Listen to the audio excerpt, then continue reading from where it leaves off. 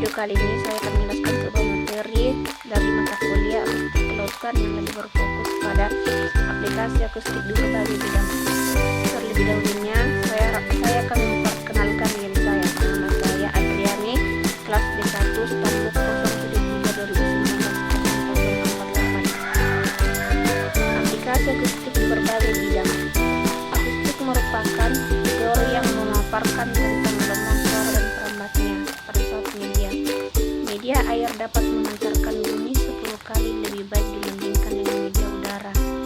Akustik kelautan merupakan salah satu bidang dalam ilmu kelautan yang diaplikasikan untuk mendeteksi target di bawah perairan dan dasar perairan yang menggunakan gelombang suara sebagai medianya. Studi kelautan yang menggunakan akustik sangat membantu peneliti untuk mengetahui objek yang berada di dasar perairan. Objek ini dapat berupa plankton, jenis ikan, substrat maupun kandungan minyak yang berada di bawah dasar perairan. Aplikasi akustik di bidang ilmu kelautan. Alat akustik merupakan salah satu alat yang dapat mendeteksi kedalaman dan keberadaan benda yang dapat di bawah permukaan laut. Salah satunya adalah ikan dan jenis-jenisnya. Alat ini merupakan peralatan mendukung untuk para nelayan yang menangkap ikan di lautan.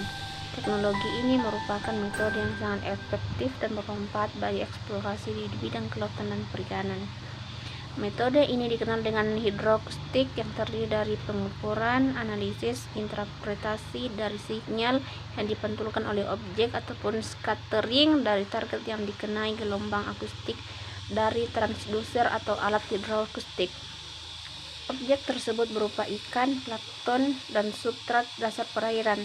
Secara garis besar, penggunaan akustik bawah air dalam kelautan dan perikanan dapat dikelompokkan menjadi 5, yakni yang pertama untuk survei, kedua budidaya perairan, yang ketiga penelitian tingkah laku ikan, yang keempat mempelajari penampilan, dan kelima selektivitas alat-alat penangkapan ikan. Ruang lingkup pada bidang militer, pada bidang biologi, perkapalan, pemetaan, oceanografi, kelautan, dan industri. Adapun macam-macam akustik, yang pertama itu akustik pasif. Apa sih itu akustik pasif? Akustik pasif merupakan suatu aksi mendengarkan gelombang suara yang datang dari berbagai objek pada kolom perairan. Biasanya suara yang diterima pada frekuensi tertentu ataupun frekuensi yang spesifik untuk berbagai analisis. Pasif akustik dapat digunakan untuk mendengarkan ledakan bawah air atau seisme. Bisa juga disebut dengan gempa bumi, letusan gunung Merapi, suara yang dihasilkan oleh ikan dan hewan lainnya, aktivitas kapal-kapal ataupun sebagai peralatan untuk mendeteksi kondisi di bawah air, hidroakustik untuk mendeteksi ikan. Sedangkan akustik aktif yaitu akustik aktif memiliki arti yaitu dapat mengukur jarak dari objek yang dideteksi dan ukuran relatifnya dengan menghasilkan pula suara dan mengukur waktu tempuh dari pulau tersebut sejak dipancarkan sampai diterima kembali oleh alat-alat serta dihitung dengan beberapa amplitudo yang kembali. Akustik aktif memiliki prinsip dasar sonar untuk pengukuran bawah air. Akustik aktif seperti split beam, sistem yang dapat mendeteksi organisme yang berukuran sangat kecil, contoh krill dengan tanpa batasan ukuran. Manfaat akustik kelautan. Manfaat yang bisa kita dapatkan dari akustik laut meliputi aplikasi dalam survei kelautan, budidaya perairan, penelitian tingkah laku ikan, aplikasi dalam studi penampilan dan selektivitas, alat tangkap bioakustik, penelitian mengenai sifat fisik kimia biologi laut, aplikasi dalam survei kelautan untuk menduga spesies ikan.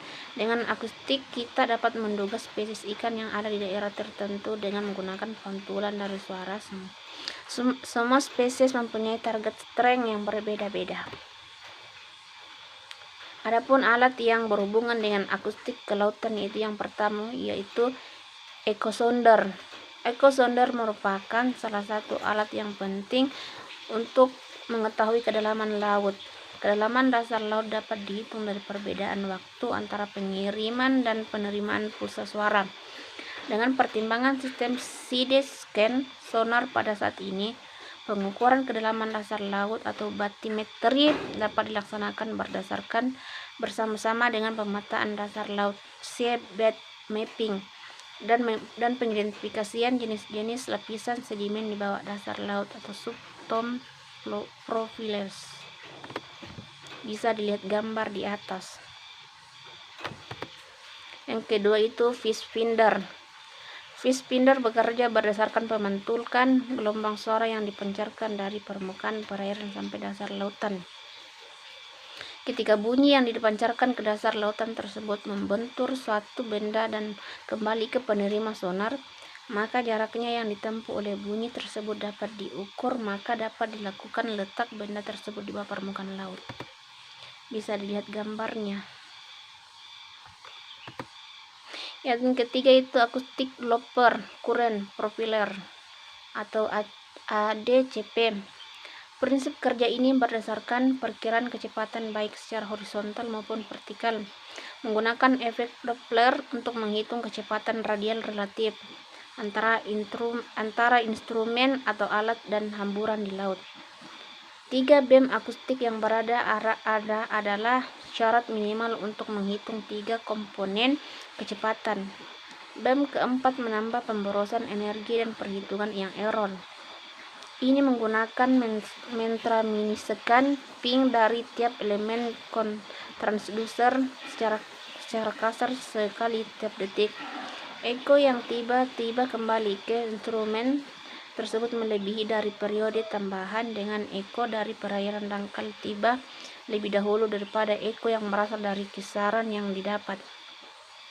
Pada akhirnya kecepatan relatif dan parameter lainnya dikumpulkan di atas kapal menggunakan data acoustic system atau DAS yang juga secara optimal merekam informasi navigasi yang diproduksi oleh GPS. Bisa dilihat gambarnya. Itulah tadi pemaparan materi dari saya, semoga bermanfaat. Maaf jika ada kata-kata yang salah atau salah ucap dari saya, mohon dimaafkan. Wabillahi taufik wal hidayah. Wassalamualaikum warahmatullahi wabarakatuh.